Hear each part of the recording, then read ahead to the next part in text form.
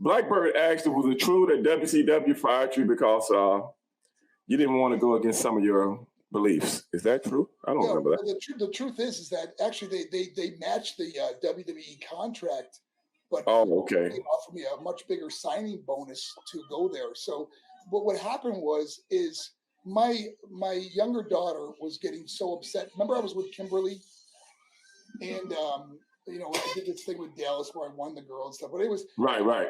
it created a lot of problems with my daughter seeing this. And Oh, really? she'd be crying, getting upset. She thinks I'm leaving her mother, and so all Wait a minute, man. You know what? I remember you used to bring her around, man. You used to bring her around. Me and my brother used to love to see her yeah. around, man. How is she now? Before you continue the story.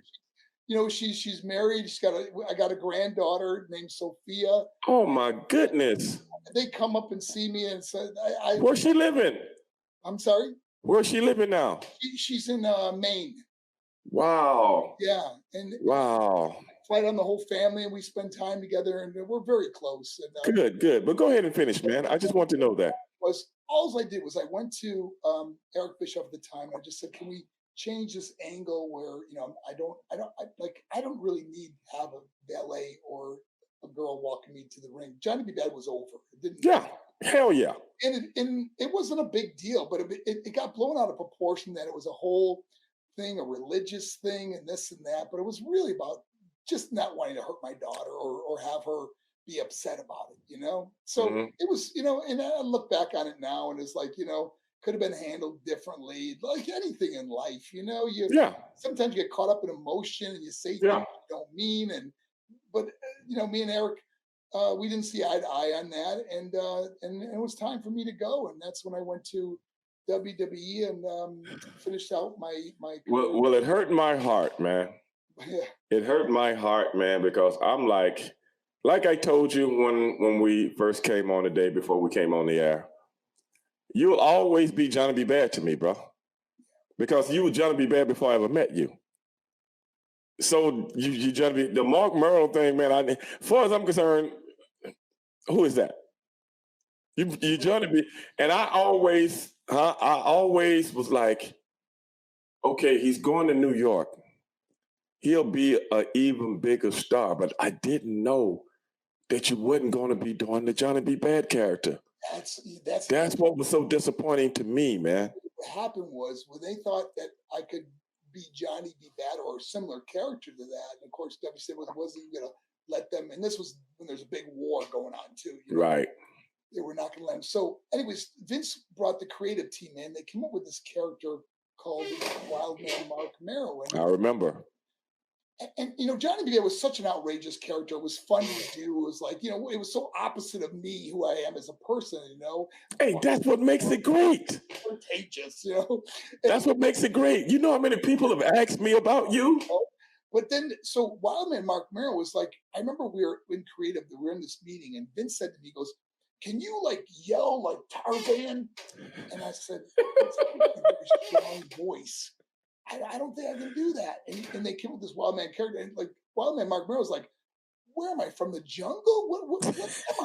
You never connected with it. And when you don't connect with your character, the fans don't connect with it. Right. So it was like coming out there, and here they used to see Johnny B. Bad, this fun, outrageous character, to this wild man Mark Merrow from the jungle or whatever. Right. Never connected with it, and of course, now the hard part is you got this beautiful girl walking into the ring. Who are they going to be looking at, Yeah, the wild man or the beautiful girl. That's an easy one for me. She became so popular. But, here's the beautiful thing about it was that at that time, we didn't even care because it didn't matter who was getting over, because they're back on the Brinks truck to our house at this point. Right. Right. So we're doing well. We're making a lot of money, and her merchandise is selling second to Austin's at that point. Wow. So it's incredible how well we were doing. And then of course, I got injured, and I was 8 months in rehab, and coming back, and then so when I came back out of that, I couldn't do a lot of the things I used to do. So it became this marvelous Mark Merrow, kind of the old boxing character. Right. And then it was time to go. And I signed another 3-year deal.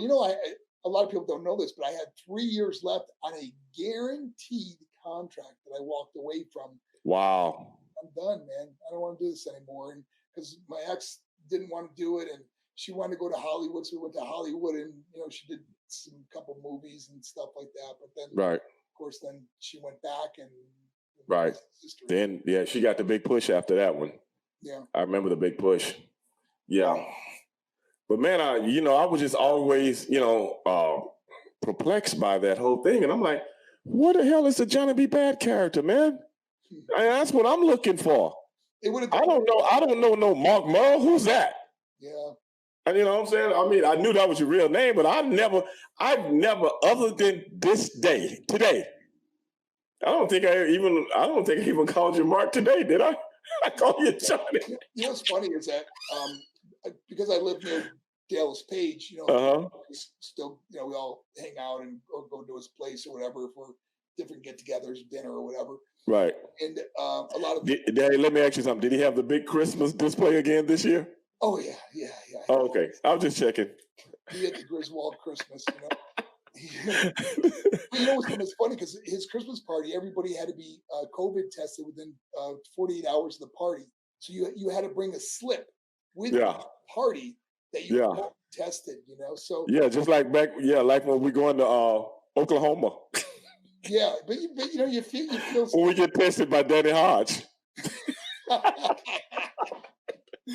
God rest his soul. He just died a couple of days ago, man. He's a cool dude, man.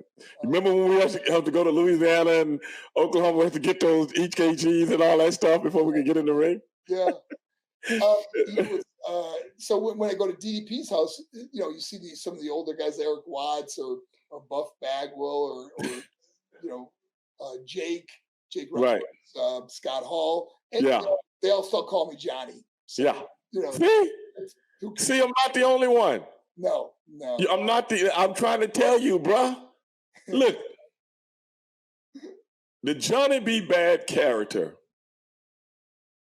is a once in a lifetime character, bruh.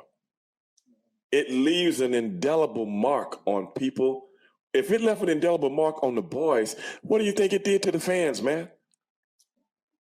I don't think you think about that sometimes, man. I don't think you realize how important you were in the wrestling world outside of just the gimmick.